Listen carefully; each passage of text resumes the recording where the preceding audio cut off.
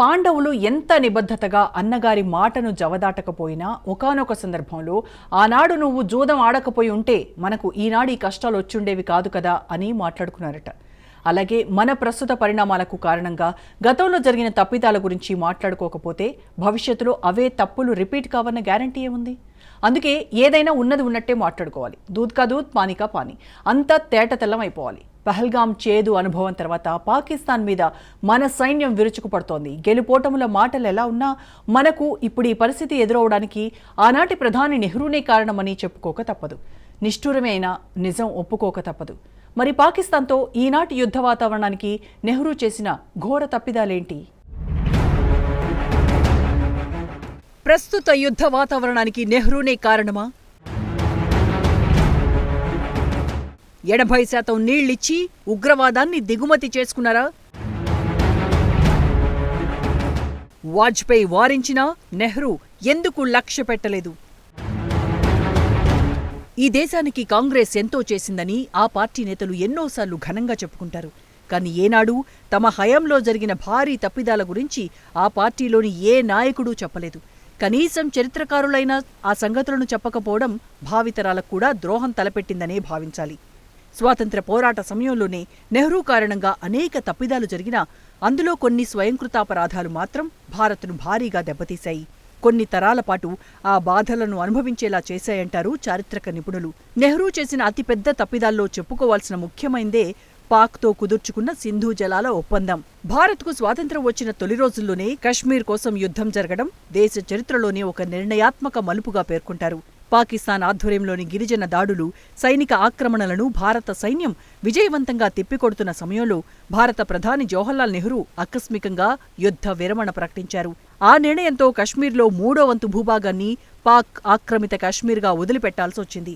ఈ నిర్ణయమే దీర్ఘకాలంలో భారత్పై ఉగ్రవాద దాడులకు, రక్తపాతానికి బలమైన పునాది వేసింది. ఇక ఆ తర్వాత 1960లో నెహ్రూ సంతకం చేసిన సింధు జలాల ఒప్పందంతో పాకిస్తాన్కు 80% నీటి వనరులు అప్పగించడం ద్వారా ఆ దేశానికి ఆర్థిక, వ్యూహాత్మక బలాన్ని చేజేతులా అందించినట్లయింది. పీఓకేను చేజేతులా జారవిడుచుకోవడంతో తరువాతి దశాబ్దాల్లో ఉగ్రవాద శిబిరాలకు, జిహాదీ శిక్షణా కేంద్రాలకు పునాదిగా మారింది. ఒకవేళ నెహ్రూ ఈ యుద్ధ విరమణ ప్రకటించకుండా భారత సైన్యాన్ని పూర్తి విజయం సాధించే వరకు ముందుకు సాగనిచ్చుంటే అసలు పీఓకే అనేది ఏర్పడి ఉండేది కాదు. పీఓకే అనే భూభాగం లేకపోతే జమ్మూ కాశ్మీర్లో ఉగ్రవాదం పెరగడానికి అవకాశాలు బహు తక్కువగా ఉండేవంటారు నిపుణులు. ఇక 1960లో భారత ప్రధాని నెహ్రూ ఆనాటి పాక్ అధ్యక్షుడు అయూబ్ ఖాన్తో కలిసి సింధు జలాల ఒప్పందంపై సంతకం చేశారు. ఈ ఒప్పందం ప్రకారం సింధు నది వ్యవస్థలోని 6 నదుల్లో సింధు, జీలం, చీనాబ్ నీటిని సుమారు 80% పాకిస్తాన్కు అప్పగించారు. ఇక భారత్కు రావి, బియాస్, సట్లెజ్ నదులను కేటాయించారు. ఈ ఒప్పందం భారత్లో శాంతిని నెలకొల్పడానికి దౌత్య ప్రయత్నంగా పరిగణించినప్పటికీ ఆ అవకాశాన్ని భారత్ ఏనాడూ ఉపయోగించుకోలేదు. ఫలితంగా భారత్ తీవ్రంగా నష్టపోయింది. సింధు జలాలు జమ్మూ కాశ్మీర్, పంజాబ్, హిమాచల్ ప్రదేశ్ వంటి రాష్ట్రాలకు కీలకం. అయినప్పటికీ ఆ నీటిని పాకిస్తాన్కు అప్పగించడం ద్వారా నెహ్రూ పాక్ ఆర్థిక బలాన్ని పెంచారు. పీఓకేలో ఉగ్రవాద శిబిరాలు నిర్వహించడానికి, ఆయుధాలు సమకూర్చుకోవడానికి, జిహాదీ కార్యకలాపాలు అడ్డు అదుపు లేకుండా చేసుకోవడానికి దోహదపడింది. ఒకవేళ నెహ్రూ ఈ ఒప్పందాన్ని మరింత సమతూకంగా రూపొందించి భారత్కు నీటి వనరులపై ఎక్కువ నియంత్రణ ఉండేలా చేసుంటే పాకిస్తాన్ ఆర్థికంగా బలహీనంగా ఉండి ఉగ్రవాద కార్యకలాపాలకు నిధులు సమకూర్చే సామర్థ్యం తగ్గుండేదంటే అతిశయోక్తి కాదు. 1947-48 యుద్ధ విరమణ ఫలితంగా ఏర్పడిన పీఓకే తరువాతి దశాబ్దాల్లో ఉగ్రవాద కేంద్రంగా మారింది. 1950ల నాటికి జమాతే ఇస్లామీ వంటి మతోన్మాద సంస్థలు పీఓకేలో జిహాదీ భావజాలాన్ని వ్యాపింపచేయడం మొదలెట్టాయి. అవే సంస్థలు ఆ తర్వాత లష్కరే తోయిబా, జైషే మహమ్మద్, హిజ్బుల్ ముజాహిదీన్ వంటి ఉగ్రవాద సంస్థలకు జన్మనిచ్చాయి.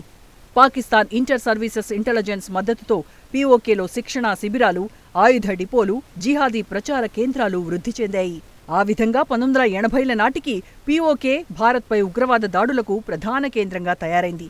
1989-90లో కశ్మీరీ పండిట్ల ఊచకోత, 2001లో భారత పార్లమెంటుపై దాడి, 2008లో ముంబై దాడులు, 2019లో పుల్వామా అటాక్, ఇలా ఈ దాడులన్నీ పీఓకే నుంచి జరిగిన ఉగ్రవాద కార్యకలాపాల ఫలితమే. ఒకవేళ నెహ్రూ గనక 1947-48లో యుద్ధ విరమణ ప్రకటించకుండా పూర్తి కశ్మీర్ను భారత్ స్వాధీనంలో ఉంచుకుని ఉంటే పీఓకే ఏర్పడి ఉండేదే కాదు. ఆ అక్రమ భూభాగమే లేకపోతే ఉగ్రవాద శిబిరాలు, శిక్షణా కేంద్రాలు ఏర్పడే అవకాశం లేక భారత్పై జిహాదీ దాడులు గణనీయంగా తగ్గుండేవి అంటే జిహాదీ శక్తులకు స్వయంగా చేజేతులా ఊతమిచ్చింది నెహ్రూనేనని చరిత్ర ధృవీకరిస్తోంది. ఐక్యరాజ్య సమితికి కశ్మీర్ సమస్యను అప్పగించటం, సింధు జలాల్లో అర్థంపర్థం లేని ఒప్పందాలు చేసుకోవడం అనేది అంతర్జాతీయ సమాజం దృష్టిలో నెహ్రూను ఉదారవాదిగా కీర్తించినా ఆ కీర్తికి మాత్రం భారత్ భారీ మూల్యం చెల్లించాల్సొచ్చింది. అందుకు కారణం నెహ్రూకు ముందుచూపు లేకపోవడంతో పాటు పొరుగువారికి సహకరించాలన్న అతి ఔదార్యాన్ని పాకిస్తాన్ పూర్తిగా దురుపయోగం చేసుకుంది. మతోన్మాద భావజాలాన్ని రంగరించి భావితరాల్లో నింపేసింది. పాక్ దీర్ఘకాల దురుద్దేశాలను నెహ్రూ అంచనా వేయలేకపోయాడంటారు. అయితే అప్పుడు ప్రతిపక్షంలో ఉన్న ఆనాటి జనసంఘ్ యువ ఎంపీ వాజ్పేయి నెహ్రూ చర్యలను తూర్పారబట్టారు. పాకిస్తాన్కు 80% జలాలిచ్చి భారత్ 20% మాత్రమే పొందటం భారతదేశంలోని పంజాబ్, రాజస్థాన్ రైతులకు తీవ్ర నష్టం కలిగిస్తుందని వాజ్పేయి ఆందోళన వ్యక్తం చేశారు. భారత్కు ఎలాంటి లాభం లేని ఒప్పందానికి నెహ్రూ అతి భారీ ధర చెల్లించారని వ్యాఖ్యానించారు. అంతేకాదు వారికి 80% నీళ్లు ఇవ్వడంతో పాటు జీలం, చీనాబ్ నదుల మీద ఉమ్మడి నియంత్రణ అనే ఒప్పందానికి తలొగ్గటం అనేది నెహ్రూ చేసిన అతి ఘోర తప్పిదంగా వాజ్పేయి ఆనాడే హెచ్చరించారు. ఇది భారత్కు దీర్ఘకాలికంగా సమస్యలు సృష్టిస్తుందని ఆందోళన వ్యక్తం చేశారు. దీని ద్వారా శాంతి సాధించటం అనేది కల్లోని మాటగా వాజ్పేయి అభివర్ణించటం విశేషం. ఆనాడు నెహ్రూ ప్రభుత్వం చేసిన ఘోర తప్పిదాల కారణంగానే ఇవాళ పెహల్గాంలో హిందువులను ఏరి చంపడానికి దారితీసింది. అందుకే గత 7 దశాబ్దాలకు పైగా రక్తమోడుతున్న భారత్ ఇకపై అలాంటి పొరపాట్ల నుంచి బయటపడటానికే మోడీ సర్కార్ తీవ్రంగా కసరత్తు చేస్తోంది. అయినప్పటికీ నెహ్రూ వారసులు, కాంగ్రెస్ నాయకులు మాత్రం ఇప్పటికీ తాము చేసిన ఘోరాలకు ఇతరులనే కారణంగా చూపుతున్నారన్న విమర్శలున్నాయి. పాక్పై పహల్గాంకు ప్రతీకార దాడులు జరుపుతున్న క్రమంలో పీఓకేను మళ్లీ భారత్లో చేర్చేందుకు అంతర్గతంగానే కాక అంతర్జాతీయంగానూ అనేక శక్తుల సహకారాన్ని కూడగడుతోంది మోడీ ప్రభుత్వం. అలాగే 1960లో నెహ్రూ చేసుకున్న ఒప్పందాన్ని ఇప్పుడు మోడీ సర్కార్ ఏకపక్షంగా రద్దు చేసుకోవడమే కాక భారత్ నిర్ణయానికి అంతర్జాతీయ సహకారాన్ని కూడా సాధించటం విశేషం. ఉగ్రవాద దాడులపై రియాక్ట్ అయ్యే సహజమైన హక్కు భారత్కు ఉందని, టెర్రరిస్టు స్థావరాలపైనే గురిచూసి యాక్షన్కు దిగిందని చెప్పి America, Russia, Israel, Japan, Saudi వంటి పలు దేశాలు భారత్కు మద్దతుగా నిలుస్తున్నాయి. ఇలా పాక్ను ఏకాకిని చేసే ఎత్తుగడల్లో మోడీ సక్సెస్ అవుతూ ఆనాడు నెహ్రూ చేసిన తప్పిదాలను ఒక్కొక్కటిగా సవరిస్తూ వస్తున్నారు. మరోవైపు పాక్ గడ్డ మీద ఇకపై ఉగ్రవాదం అనేది లేకుండా చేయాలన్న తలంపుతోనే భారత్ ఆపరేషన్ సింధూర్ అనే యాక్షన్కు దిగిందన్న వ్యాఖ్యలు కూడా వినిపిస్తున్నాయి.